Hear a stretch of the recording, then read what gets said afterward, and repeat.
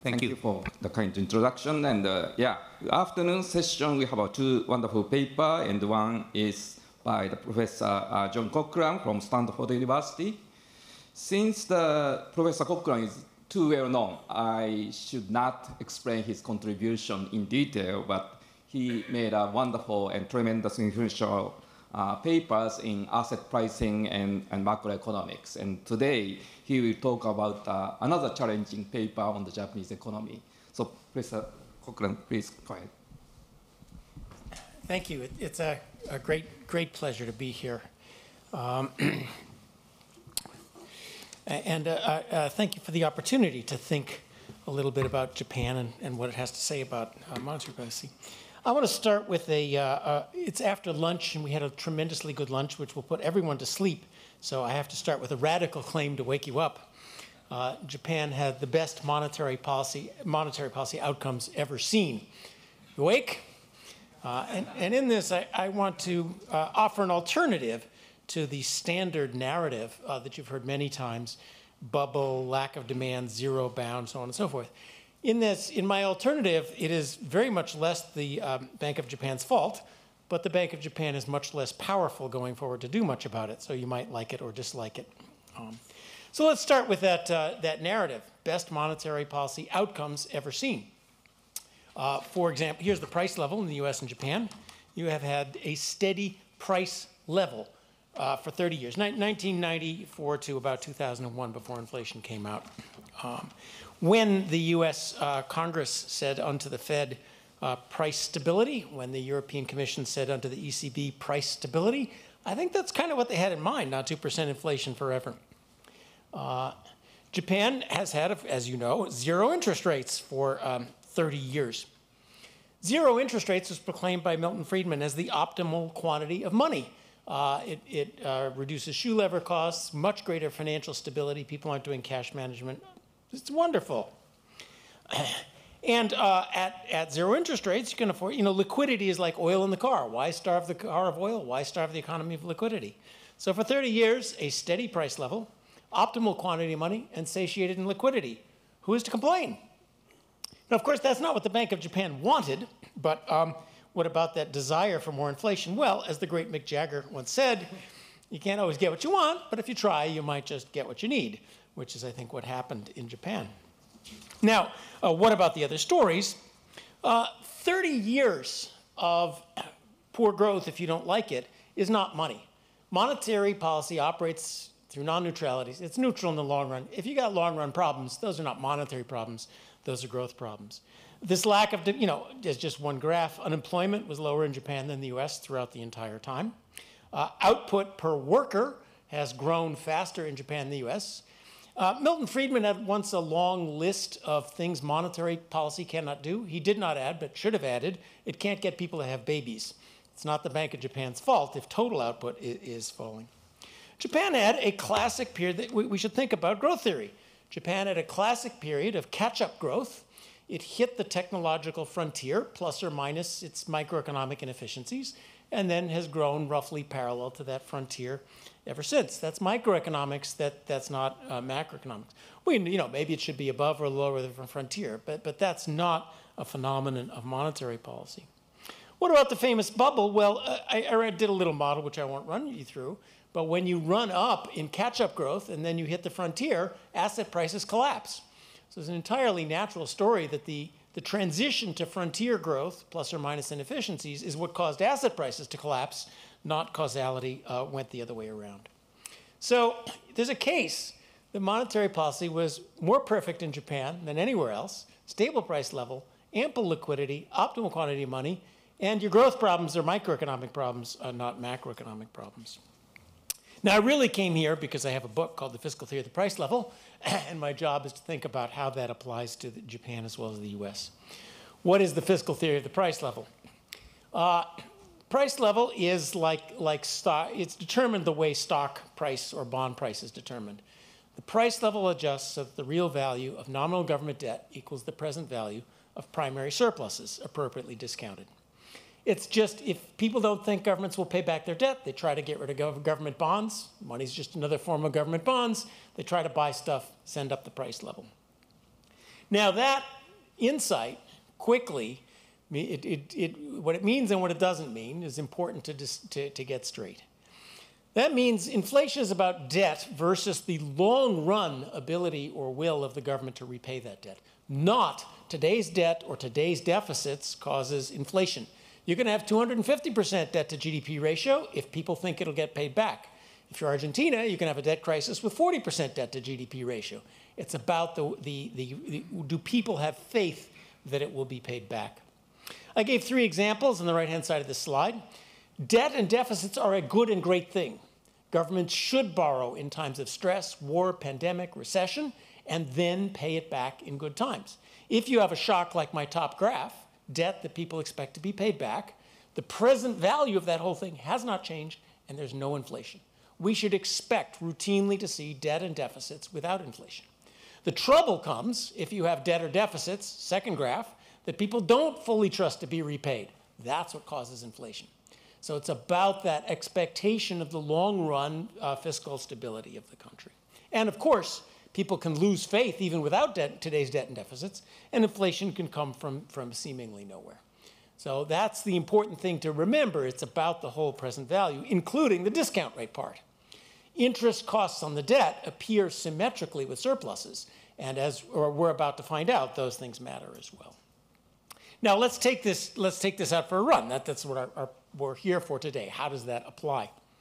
Suppose you have a shock to deficits, like my middle graph, a shock to deficits that people don't trust will be repaid. What happens?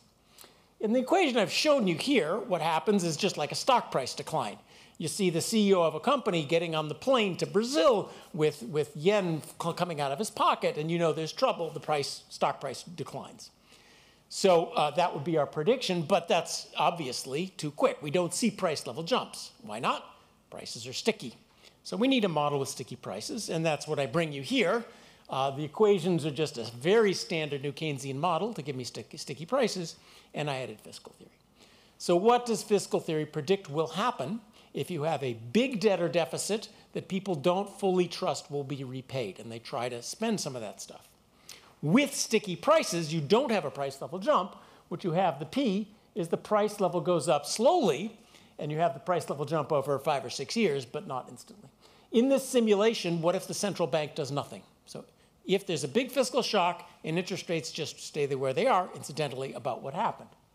Inflation comes out, and year-over-year inflation actually builds up a little bit, and then inflation goes away all on its own. Why? Once you've inflated away the debt, you don't have to have any more inflation.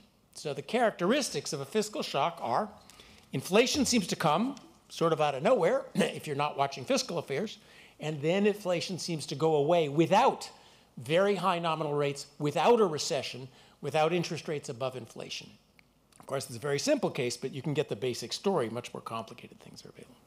Now, we are at a central bank, and I wouldn't come all the way to Tokyo and say central banks are irrelevant. They're not. Even in fiscal theory, central banks matter a lot. Why? They set the nominal interest rate. So here is what happens in fiscal theory. Again, same New Keynesian model. Just I added the fiscal constraint to the Keynesian model. What happens if the central bank raises the nominal interest rate?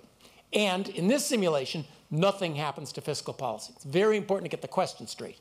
What happens with a fiscal shock and the central bank does nothing?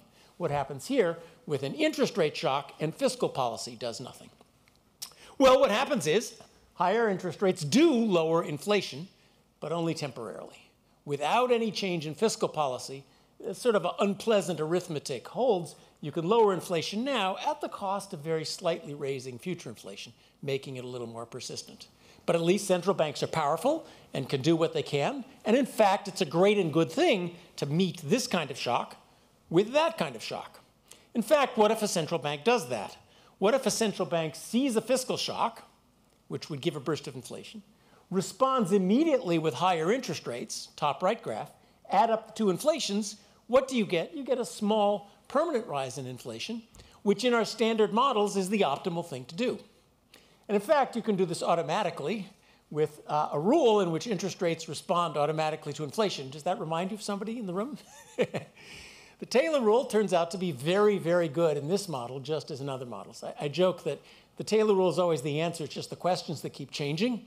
But that's a great and good thing, because in all kinds of models, it works pretty well. So central banks have a role to play in smoothing other inflationary shocks, even if they're not as powerful as you thought. Well, that's theory. Let's go on to empirical work. What happened in the US? I know something about the US, so I don't know that much about Japan, so I'll start with the US. So here's the US history. The book thing there is because I'm the luckiest economist on the planet. I sent my draft to the Princeton University Press, or right there, with an introduction that said, we haven't seen inflation. You'll maybe sell 2 or 3 of these books, but it might be useful someday. By the way, don't print $5 trillion and hand it out. But of course, that's exactly what our government did.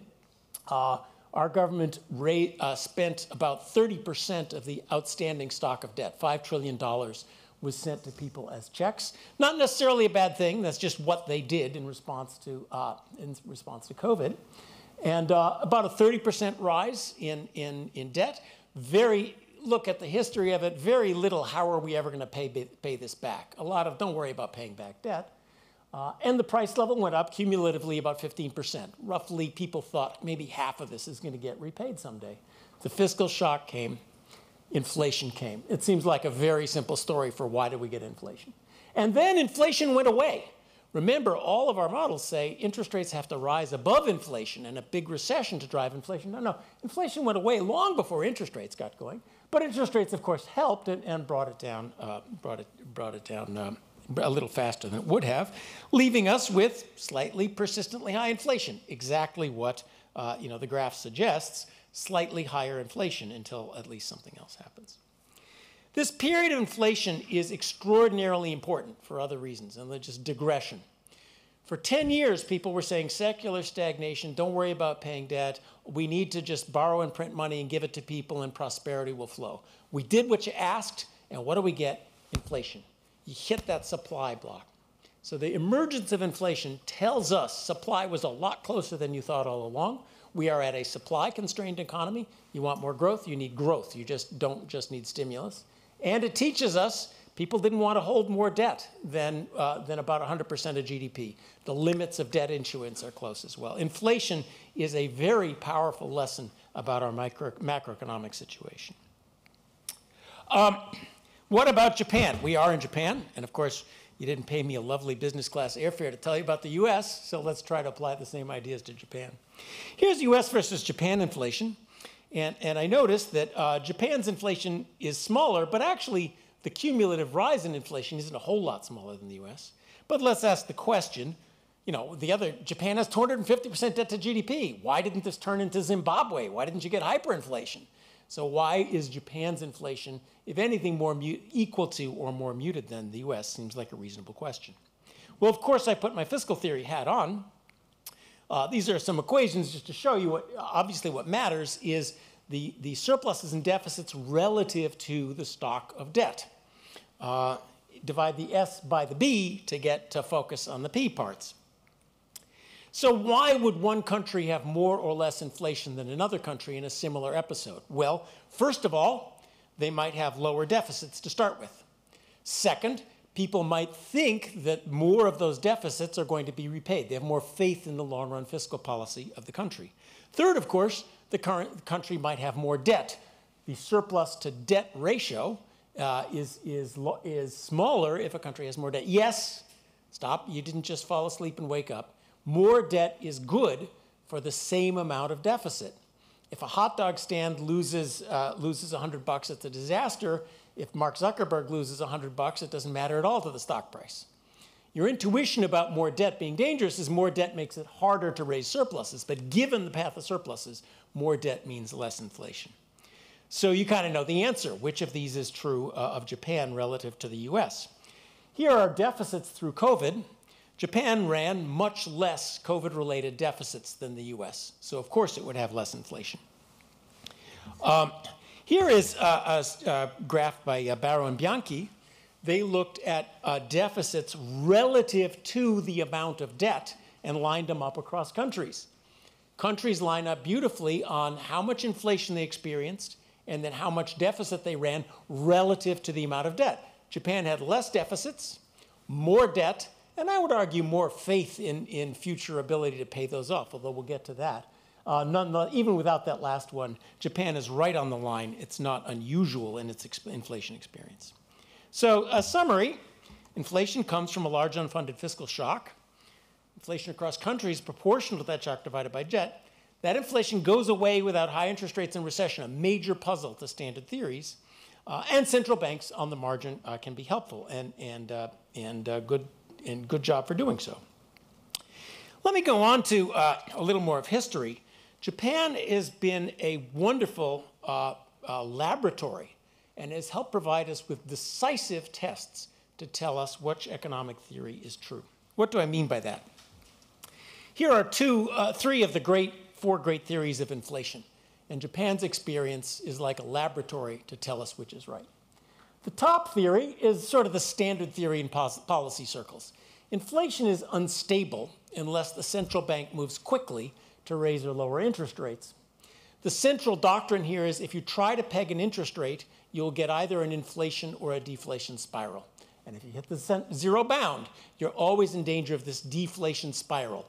High real rates, lower aggregate demand, even more deflation, boom, spiral comes. Second great theory is New Keynesian. Now, New Keynesian economics, inflation is stable. At a pegged interest rate, inflation will go away on its own. The problem is a different one, multiple equilibria that lead to volatility. Clear prediction. Zero bound, you're going to get multiple equilibrium volatility, just as you did in the 1970s on this theory. Third, of course, fiscal theory. Fiscal theory is just a branch of New Keynesian, but we pick one equilibrium and get rid of the multiple equilibrium volatility. Three theories. It's 1994. Which is true? I don't know. We haven't seen a long peg with stable fiscal policy ever in history. Would someone do this for us? Set interest rates to zero for 30 years, and no great, maybe not great fiscal policy, but not huge news on fiscal policy. You're not trying to cover up persistent deficits. What happens? Thank you, Japan. 30 years, interest rates stuck. What happened? Was there spirals? No, there never was a spiral. Was there multiple equilibrium volatility? No. The price level just sat there for 30 years. That my optimal. We didn't really know, but now we know. This is an elephant in the room sort of. You can't ask for a better experiment in economics to get a huge experiment to get at the core doctrines of various theories. The spirals and multiple equilibrium doctrines are simply wrong. It didn't happen. And here I think the standard view is that there's, we were calling it for the last couple hours, a liquidity trap, a zero inflation trap. How about liquidity optimum and zero inflation optimum? Zero inflation's fine. The objections to zero inflation, the desire for 2% inflation, we just got rid of the most important one. That zero bound always threatens this deflation spiral, and 1933 will come again. It's not true. It didn't happen. So that main reason for wanting more inflation is simply wrong. The data, that's what Japan's great experience tells us. In fact, what I just learned in the last hour, expectations of the price level at zero are much more anchored than 2% inflation. They're anchored for individual goods, not just the average. We all want anchored inflation expectations. Isn't that a great and good thing? If Japan actually gets 2% like the rest of the world, I think you may have gotten what you wanted, and you may regret it, because zero is such a wonderful nominal anchor, and we've just seen it's entirely possible. The fourth great theory, of course, is monetarism. And again, Japan is the crucial experiment to tell us here. How does monetarism differ from fiscal theory? The two great equations, one is there's Milton Friedman's license plate, which John Taylor has in his office, MV equals PY. Thank you, State of California. How do they differ? Well, we agree. If you drop $5 trillion of cash on people with no plans to pay it back, you're going to get inflation. That's a lot of B without any S. That's a lot of M relative to PY. Where we disagree is, what if I give you $5 trillion of cash and take back $5 trillion of treasuries? No wealth effect, but just a portfolio balance effect. Monetarism is very clear. You will get exactly the same inflation. Fiscal theory says, it's a first order. That's just, I give you a 20, you take back 2 5s and a 10. It's all the same thing. Would somebody please run this experiment? Not just $5, not just $10. How about first You give people 5 trillion of cash, take back 5 trillion of treasuries, measure the inflation, and then we'll give you 5 trillion of cash and watch what happens. Huge, big experiment. Thank you. The US first ran that experiment, and then Japan ran it on steroids. Here's the US quantitative easing. Quantitative easing is, I give you 5 trillion of cash, I take back 5 trillion of treasuries. What happened to inflation? Nothing. And of course, what we just saw in COVID is I give you 5 trillion of cash, boom, 15% cumulative inflation. A decisive experiment on which theory is weighed. And now, thank you, Japan. The US, that huge QE I showed you for the US on the bottom. Japan, whew, talk about QE on steroids. This should have been triple Zimbabwe. Absolutely nothing happened. You can't ask for a clearer experiment. So thank you, Japan, for telling us which monetary theory is right in just huge, hard to ignore ways. Finally, let's talk about the future, debt sustainability and future inflation, because of course every time I give a fiscal theory seminar, someone says, what about Japan? And I have to come up with some story, and a lot of why I came here today was to get some more stories on that question.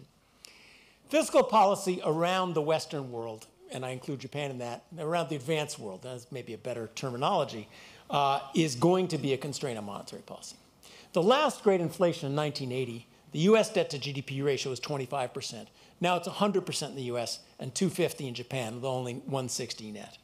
Why does that matter? If you're the US Fed and you raise interest rates 1% real, that's 1% more interest costs on the debt. That's a huge amount of money. I mean, even our deficits our outrageous deficits are 5 to 7%. 1% more deficit is a big fiscal impact.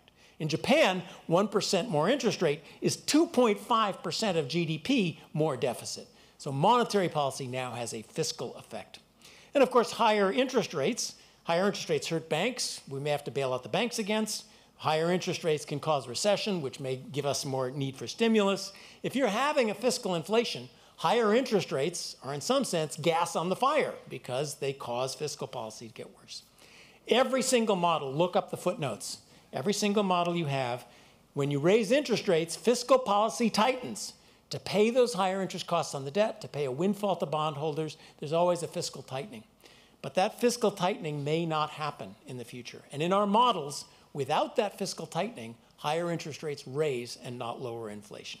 So this is a big challenge we may face, right, going forward, is that higher interest rates cause trouble with fiscal policy, which is already constrained. And that's, I'm just repeating speculation from the Financial Times. Is that already limiting our central banks? Are our central banks worried that higher interest rates will cause fiscal problems? Is the ECB worried that higher interest rates will send Italy down the toilet, and then the ECB will have to bail out Italy again? What if we enter a period of persistently higher rates to finance inflation, to fight inflation like the 1980s? The second, of course, is sustainability. And where are we going? Once we've made this link between fiscal and monetary policy, we have to ask what's going on with fiscal policy. This is the projections from the US Congressional Budget Office. Obviously, this can't happen. It won't happen. The only question is, how won't this happen? Because that's the definition of unsustainable. My little black line there is, of course, the CBO is optimistic because its projections assume nothing bad will ever happen again. We just had 2 once-in-a-century crises. We're going to have another crisis, and we're going to want to issue a whole lot more debt. So the actual path that we're facing, given the next crisis, is the one that's there. So this is a problem for all of us. Debt is not the problem. Our debt, Japan's debt, are perfectly sustainable if we have a fiscal policy that returns to steady primary surpluses that over 20, 30 years can slowly pay off that debt, and if we don't get into a rollover crisis in the meantime. Spending is the problem. The reason the U.S. is in problem is because we have 5% or more of GDP primary deficits forecast for the future until we get around to doing something about it.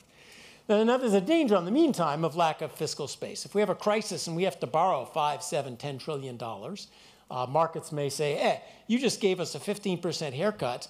We're not doing that again. So fiscal space is a problem. But absent the fiscal space, it's the spending that's the problem. In the US, if we defaulted on all our debt tomorrow, or if a ferry came along and got rid of all the debt, we would still have a problem because we got 5 to 7% of GDP primary deficits for the foreseeable future. In fact, if we defaulted on all our debt, nobody would lend us any more money, and we'd be in even worse trouble. So we have a spending problem, not a debt problem per se. Yes, thank you. I'll just talk faster, and that'll solve the problem. So some comments on the sustainability and general points and U.S. versus Japan. Of course, sustainability is not a test of fiscal theory versus other theory. Every theory, every vaguely sensible view of the economy requires debt to be sustainable. If it's not, then every theory blows up as well as a fiscal theory. But let's think about this sustainability issue of sort of U.S. versus Japan. So why might Japan actually be in U.S. could possibly be in worse position? Well, assets. Japan actually has a lot of assets, unlike the U.S. Japan's debt is held domestically by old Japanese people. Ours is held by foreigners and banks and other hot money. Japan has an estate tax, which hits at very low levels. A lot of that debt's coming back. Japan's debt is longer maturity, which helps a lot. It's the rollover that causes the problem. And so far, low interest costs. That's always sustainable so long as interest costs are negative. It's when interest cost turns around. That's one of the great dangers. And I might venture a greater general faith in fiscal responsibility. I noticed while Japan was trying to run fiscal stimulus, every time somebody questioned its fiscal sustainability, Japan raised the consumption tax. You couldn't quite bring yourselves to be irresponsible, which is why I think you got what you need. Now, let's look at the spending side, the future surpluses question of it. My graph here is that U.S. explosion, the short version, versus the best projection I could find. And I was surprised that Japan's projections are actually for going down versus the U.S. is going up. Now, we both have a central problem. We both have low birth rates, pay-as-you-go pensions and health, and a yawning gap between promises and taxes. Who's better or worse off on dealing with this? The U.S., we got immigration. So there are people knocking at the door to come to the U.S. and pay taxes and bail out Social Security if we would only let them in. So that might help the U.S. Japan, I notice, has put in a consumption tax. Every time I talk about consumption tax in the U.S., people say, you can't possibly do that. The old people paid income taxes, and now you're going to get them on the way out by making them pay consumption tax. Japan seemed to sort of do that with nobody complaining, which is what gives me some sense that Japan has the social ability to solve this intergenerational problem. I put in my next set of slides. I got seduced. I went in a rabbit hole. The Ministry of Finance here has been saying exactly all these points for 25 years in such beautiful ways that I had to put them in the slides. I'm told that nobody pays attention to them, and they've been at it for a long time. But our Treasury doesn't even put together slides like this. So at least there are forces in Japan that are screaming this sort of thing as loud as you want to listen to and to do it. So the bottom line on spending sustainability question is, how are we going to do this? There's a choice, and it's a hard choice. The long-run Laffer curve bites much harder than the one-year Laffer curve, because tax distortions can hurt long-run growth. What we need is long-run growth, not just more GDP next year, GDP 20, 30 years to pay off taxes. So those tax distortions really bite. So what do you need? Not more taxes, tax reform, more long-run revenue at lower marginal rates. We all know how to do that, and we're not politicians. Social program reforms. Our social programs are full of disincentives and middle-class benefits. We can help a lot more people with a lot less money. And, of course, growth. Tax rate times income is tax revenue. The way out is not raise tax rate. The way out is raise the income. That's the easiest way to do it. And here, of course, we all know how to do long-run growth. We live in a very exciting time. AI is on its way. We just have to avoid shooting ourselves in the foot. And unfortunately, I look around politically, tariffs, subsidies, industrial policy, economic nationalism is breaking out all over. Fundamentally, we have a problem. And the fundamental problem is, how do we provide for old age? In the old days, you lived on a farm, you had kids, the kids provided for you in old age. Move to an industrial society, you save capital stock, and that provides you in old age. Our government said, no, we're going back to the old way. We're going to have kids provide for us in old age, but it's going to be other people's kids, not your kids, to provide for you in old age. Alas, the incentive to have kids then disappeared, and there are no kids to provide for us in old age. We know how to solve those problems. Proposals to solve these things are fairly straightforward, but that is the fundamental problem that we have to do, and a cohesive society may be better able to do that. But letting this fester to cause a debt crisis or inflation, that would be, we don't have external problems. We don't have people invading us. We have fundamentals of fantastic economies, both in the US and Japan. Letting this fester to be a debt crisis would be a massive self-inflicted disaster, and let's hope both of our societies don't fall apart in this easily preventable way. Last slide, this is my advertisement slide. I have a website where there's essays involving the fiscal theory of the price level, which I invite you to read before you pick up a 600-page book full of equations and then read the book. Okay, thank you very much. Thank you very much. So discussant is now Sudo from Bank of Japan, 15 minutes.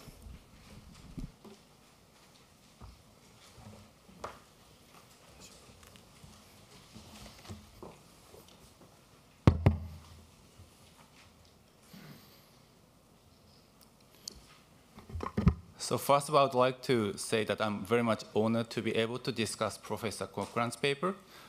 He has provided a broad view of Japan's economy in the last 25 years from various perspectives. And I would like to thank him indeed for his time thinking together with us. And all of the comments addressed important issues and are well taken. And I'd like to split my discussion into two parts, the one that discusses about the first part of his presentation, and the one that discusses about the rest. So regarding the role of the demand, Professor Cochrane has pointed out that there should be no demand shocks lasting for 30 years. And I'm not saying that there's no supply factors operating during this period, but I'd like to point out that there is evidence that not only demand shortages had been present, but also had persisted for a prolonged period of time since the early 1990s. And the figure shows here the output gap at the left and what we call financial gap, which is a deviation of financial activities from the trend at the right. And the key takeaway from these figures is that time intervals that gap attains a positive value have always been extremely short-lived and small in size. Namely, there was demand shortages, if not continuously, but most of the times. And this weak demand came after the bubble burst in the early 1990s. Professor Cochrane has emphasized the role of growth rate slowdown. And indeed, there are two views on this among scholars. View that stresses cyclical aspect and the one that stresses the role of potential growth rate slowdown. For example, Okina and Shiratsuka 2004 point out regarding the causes of bubble in its past as follows.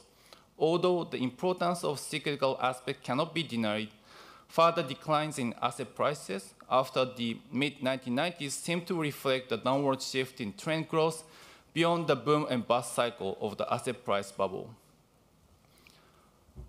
I would like to stress that whatever the causes are, adjustments to new normal did not go instantaneously and smoothly. The model that Professor Cochrane has used convincingly shows us the role of potential growth rate slowdown, and I fully agree with the role of the growth rate, but also would like to point out that it misses the financial aspect, which is kind of important when thinking about the early 1990s. And these three graphs here are lending, land prices, and real investment. And these all went excessively before the burst. I mean, from the mid-1980s to early 1990s. And after the bubble burst, there were disruptions to balance sheet everywhere. Firms have been suffering from stranded assets, too much debt, and adjustment for the new normal took a lot of time and was a painful process. And of course, supply story and demand story are not mutually exclusive. These are the impulse response function of output and inflation to a positive growth rate shock based on a new Keynesian sticky price model estimated using Japan's data. When an economy is hit by a permanent technology shock, the response of output and inflation could react in the same direction through the wealth effect, contrasting the case where ordinary I0 shock occurs. And if people in Japan take the declined TFP growth rate in the early 1990s as an I1 TFP shock, then theoretically it is possible that we see a decline in output and inflation due to supply shocks, just like the way we saw in the data. Two additional stories not necessarily related to the big picture that Professor Cochrane has drawn. So he shows us that growth per working age population is not that disappointing. In other words, that is a declined population or aging that is an issue. And of course, demographic landscape has been always the big issue in this country, but even if you isolate the effect of aging or the declined population, the story is not that rosy. This graph is labor productivity, namely output per workers, and labor productivity of Japan has not been growing, contrasting other countries. This slide is about catch-up growth story. I myself had the opportunity to estimate the relationship between US R&D, US TFP, and Japanese TFP a couple years ago, and the relationship is consistent with what Professor Cochrane had just said, or the model of technological adoption like Parent and Prescott. Namely, US R&D, US TFP gradually costs Japanese TFP when look at medium cycle component.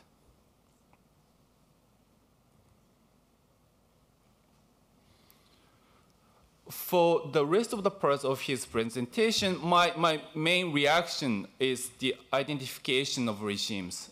I'm aware that Professor Cochrane has discussed that it is difficult or even impossible to identify regimes in his several papers, but I think policymakers around the globe are eager to know where they stand because the policy implication differs starkly depending on where you are. And for the case of Japan, we have seen two seemingly opposing observations. Prolonged low interest rate plus stable inflation rate on the one hand, and a continuous deficit plus deflation or low inflation on the other. And of course, if you're comfortable describing low interest rate about lasting for 20 years in Japan as transitory, then you are in the camp of active monetary policy and passive fiscal policy. But if you're not comfortable with that, you have to seek for an alternative. And not surprisingly, there are several works on the role of fiscal policy on price dynamics in Japan, but VIC's views are very, very mixed. And I have three questions. First, I would like to ask Professor Cochrane if large changes in the size and structure of government liability in Japan are somewhat able to deliver information useful for telling the regime. If FTPL holds, then the equation at the top should hold, which means that larger bond, larger BL, which is long-term bond, more responsive Q should make P price less responsive to surplus shocks. And the left panel shows the breakdown of bond and BLs by holding sector, and the right panel shows the JGB rates for a year and 10 years. The key takeaway from the left panel is not just the size of the debt, but changes in the maturity of the debt. Since 2013, the BOJ had increasingly purchased the bonds from the depository corporations, banks, and those depository corporations have instead increased holding current account deposit at the BOJ, short maturity debt. Namely, if you think about balance sheet of the central bank and that of the government together, then maturity gets really, really shortened.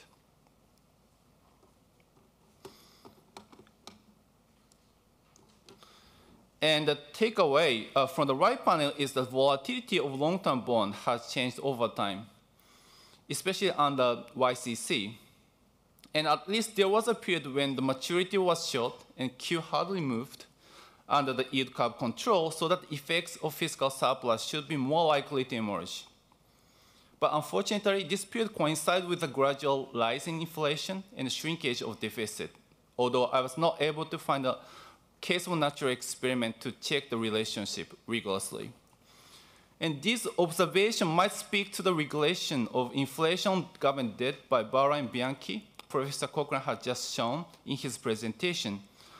I looked at their paper and I wasn't able to confirm if the authors made those adjustments to Japan's data, namely exchange between long-term bond and short-term bond and stable Q. But if they have not done that adjustment already, then adjustment would move the dot of Japan further away from the slope. And the second question that I have is I would like to ask why 2% inflation wasn't achieved through the lens of FTPL. And regarding this, I would like to share some results of external papers, but based on the same model. The model is Bianchi, Fassini, and Melosi 2023, a standard New Keynesian sticky price model, tank rather than rank, except that there is a type of transfer shocks called unfunded shocks. And whenever unfunded shocks occur, monetary policy acts passively and fiscal policy acts actively. And as a result, with the positive unfunded shocks, households spend a lot because they do not expect future fiscal contraction and because there is no monetary policy tightening that pushes up the inflation up. Unfunded shocks therefore come together with an increase in the inflation rate and a fall in the real interest rate and debt to GDP ratio.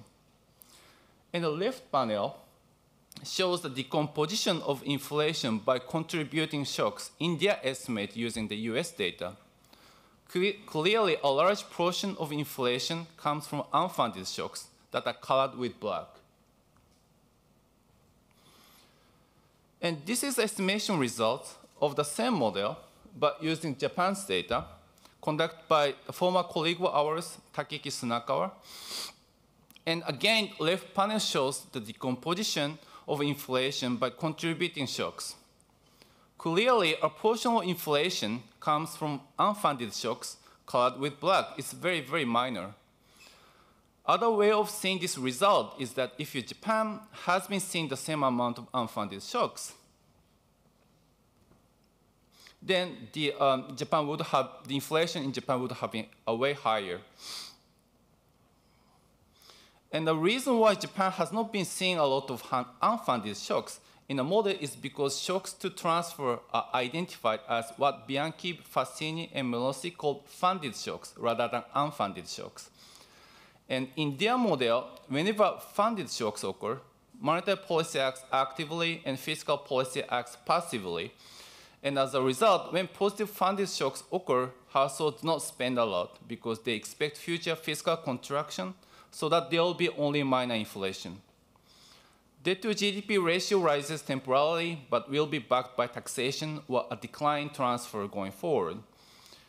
And if you take the intertemporal budget constraint of households seriously, then what the model basically says is that Japanese households expect that government is recurrent in most of the times, and therefore inflation do not occur following a transfer, and there are not comparable inflation as compared to the United States. And the reason why model says so is because in the data, Japan has not been seeing movement of transfer, real interest rate, and inflation consistent with unfunded shocks. And it is also important to stress that if unfunded shocks do not occur, then the model of Bianchi, Fassini, Melosi is reduced to the ordinary tank model. In other words, the model says that on average, Japanese economy is characterized as active monetary policy and passive fiscal policy. And the results are somehow consistent with the empirical findings based on Unayama 2023, who surveys empirical works on MPC foreign policy measures. And MPC for the United States is generally higher than Japan, 50% to 70% versus 10 to 30%. And of course, there are several potential other explanations regarding why people save on top of expected fiscal tightening. And maybe it's just a matter of portion of hand-to-mouth households. But it is also notable that flip side of low MPC is that households save. And households save in the form of bank deposit and bank hold bonds or current deposit. And for a country as a whole, private savings, including households, go to the government's borrowing, except for those allocated to foreign assets, as shown in the figure of saving and investment balance below. And as a result, nearly all of the debt is domestically held, as Professor Cochrane has pointed out, as a reason for high sustainability of the government debt in Japan. The last question is just out of curiosity. So I would like to hear Professor Cochrane's view on the role of financial intermediaries. Whatever the regime is, the standard models of regime F, regime M, it is the household who hold bonds. They receive interest income directly from the government. But for the case of Japan, because bonds are held by banks, at least before the QQE, I feel at least theoretically the demand for bonds could be affected by banks' balance sheet condition. And if banks' balance sheet condition tighten, it could be the case that more demand goes toward the safe assets, namely government bonds from risky assets like loans. And this argument may be somewhat similar to the work of Professor Brunnemeyer about the premium term of the FDPL, which he presented in 2021 at this conference. In addition, under the premise that this kind of thinking holds, then banks' balance sheet could affect the first term as well, if the second term is related to the risk of financial crisis, and the government intervention is expected during the financial crisis. Thank you. Thank you very much.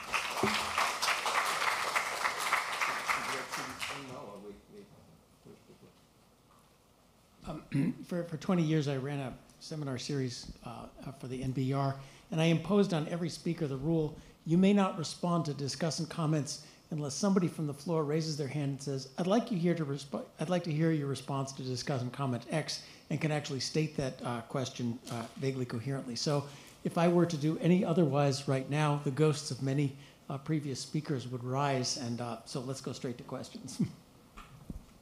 Okay, so if you have any questions and comments, would you raise your nameplate and any questions?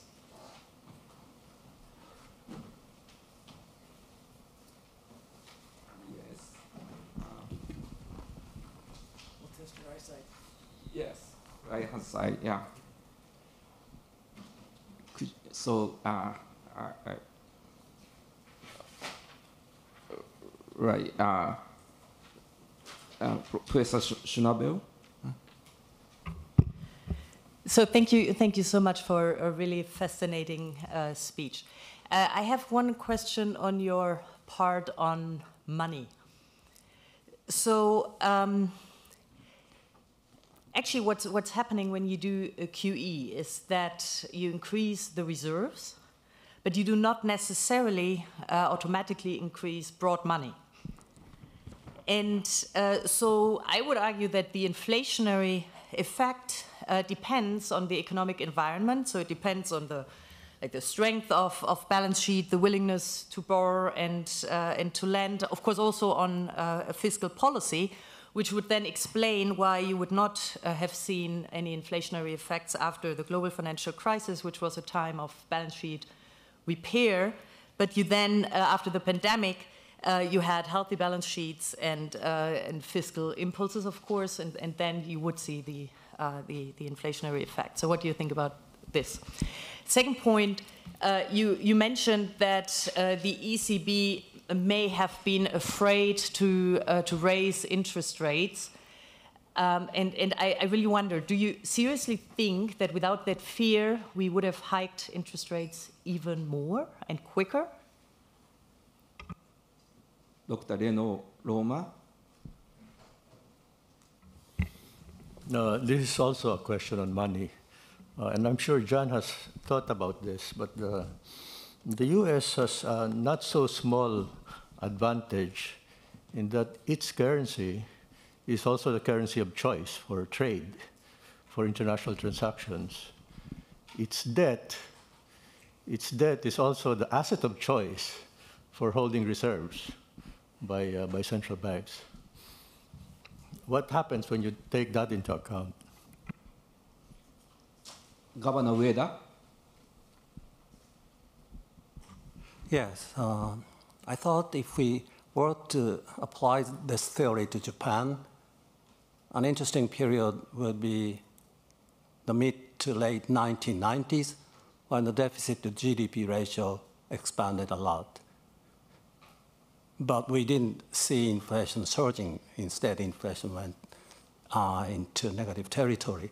Of course, you may say this was regarded as funded deficit, but short of hard evidence on what people were thinking about, it's not that persuasive. Okay, we had a bunch of questions now, so that could you respond to the first round questions? Great. Those are all, you guys are really smart. You found all the hard questions. So yeah, I pushed a little on in the interest of time. And every monetarist says, oh, but the monetary base didn't squeeze out to M2. And that's right. Of course, that raises the central problem. If it is money, the central bank isn't controlling it, because it was supposed to be you raise the monetary base, and that via reserve requirements, that spills into M2. We don't have reserve requirements anymore. So, that it certainly means that monetary policy is ineffective. And that's the deeper, now this is more theoretical and less empirical. Central banks don't control the quantity of money. If you think of the quantity of money of M2, they especially don't control the quantity of money. So a theoretical requirement for monetarism is not just there is a money demand, which is a portfolio demand, but there's a money demand, but also that there is a restriction on money supply. And if central banks set a flat money supply curve, every monetarist will tell you it's going to explode. Well, we set flat money supply and it don't explode. On debt, the asset of choice. Yeah, so the U.S. has had the right to print money, and that helped, but it doesn't seem to me, looking around the world, we don't pay a lot lower interest rates than Japan or Germany or everybody else, so it's not clear. And that is, it's like the right of printing up money. The right to print up money gets you one shot at printing up some stuff and getting stuff for free, but it doesn't mean you can expand that forever. People are willing to hold a certain amount of dollars, but not double that amount of dollars. So that I regard as liquidity premiums on government debt, which are easy. That's just a small difference in rates of return and kind of easy to include. It has a small level effect once. It allows you to run a little bit of a trade surplus, trade deficit, but not something that changes. Now, if of course that evaporates, then there's less demand internationally. We got to start paying slightly higher interest rates for people to hold our debt. Not good, but I don't think that major. 1990s, yeah, so Japan started writing deficit, and that, boy, Governor, you've got the sharp question here. Now, this is something asset pricing has been dealing with since the 1960s.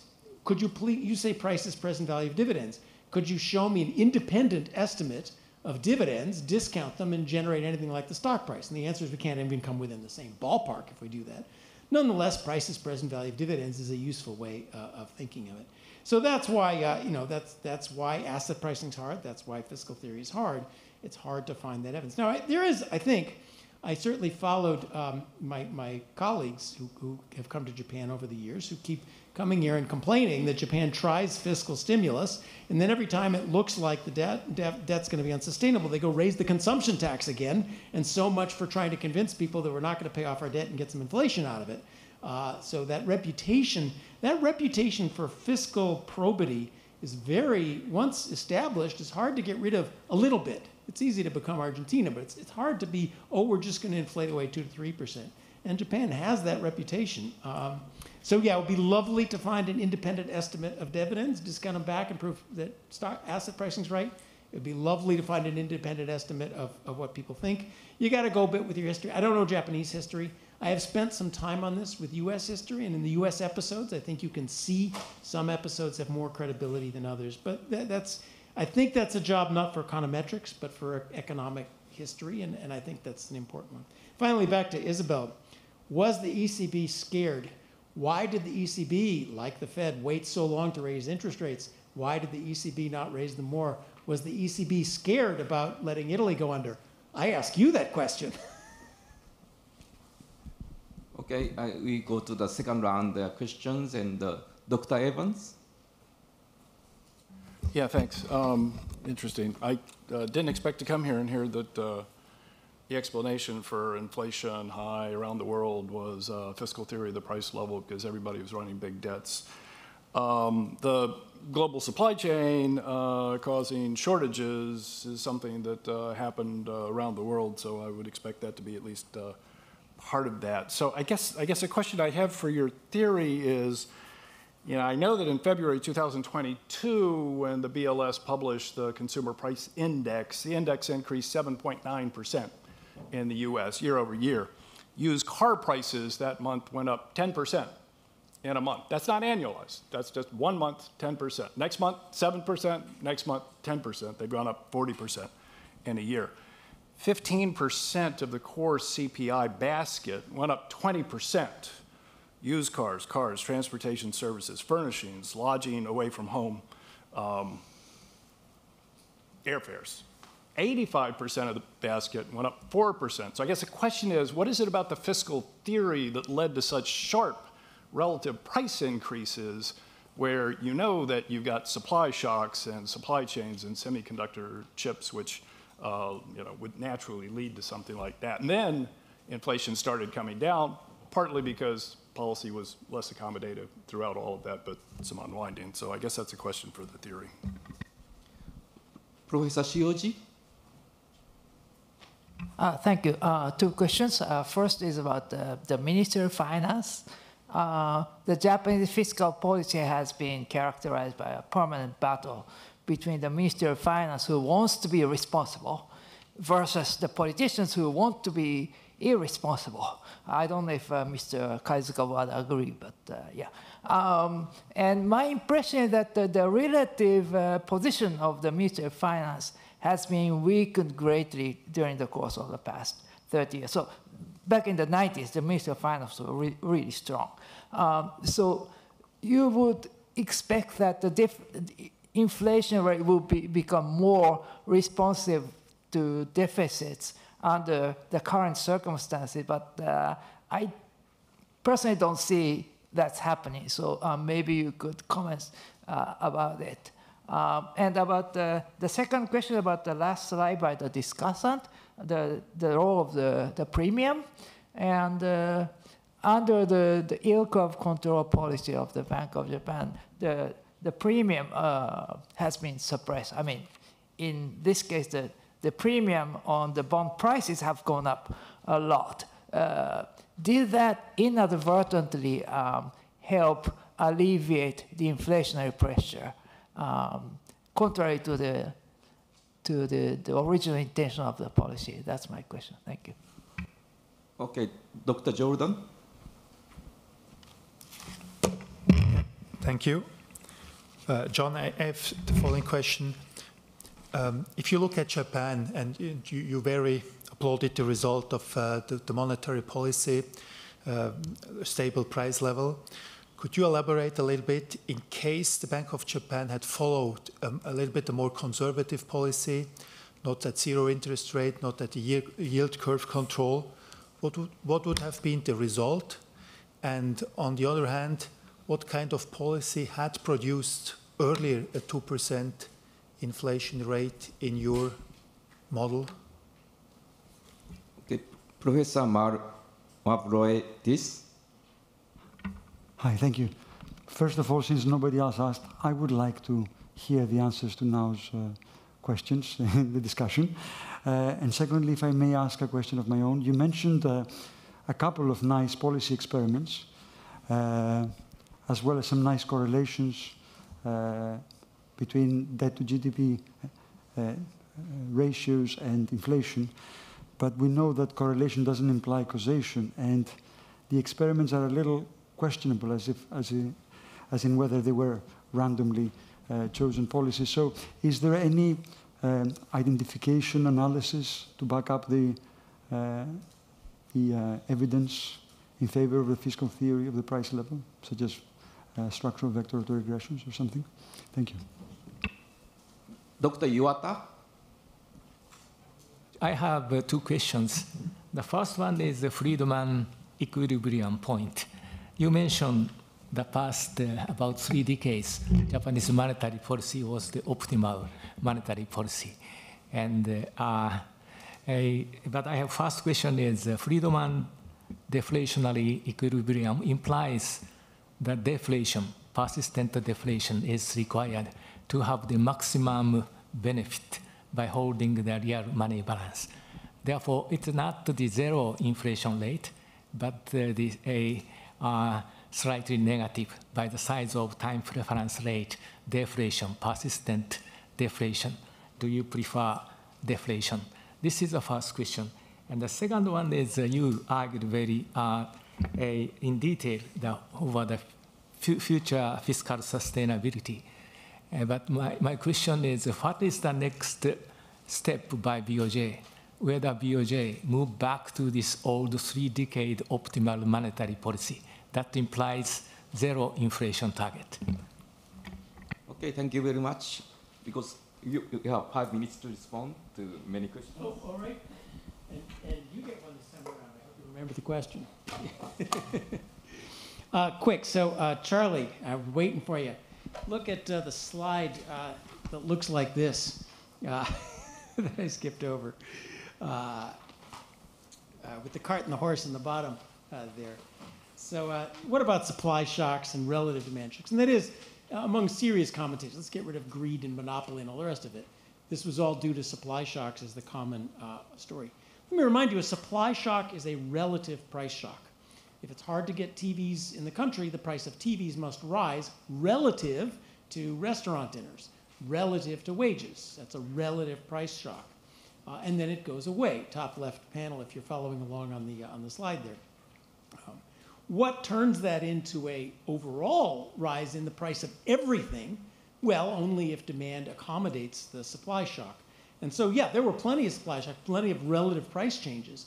But why did everything go up rather than, say, the price of TVs stay the same and wages go down? Well, because central banks and fiscal policy accommodated it with Japan. That's what we've said of supply shock since the 1970s. It's a relative price shock. Central banks, perhaps rightly, don't want anything to go down, so they let everything to go up when they hit a relative price shock. But to make everything go up, you have to supply the extra demand so that people can afford the higher prices of everything, extra higher prices for the supply shock stuff. So really, the supply shock is what causes the demand to be there, which is what causes the inflation. That's true in the equations of models. Frank Smets was just at Hoover, so I got to really nail him on this point. Look at the model. In a new Keynesian model with a supply shock, go look carefully, and that supply shock only causes the price level to rise, the whole price level to rise, because it's accommodated by printing extra money or by fiscal policy through the passive fiscal thing. So the supply shock is like the carrot in front of the horse, which pulls the inflation cart. That's the cute little drawing on the bottom.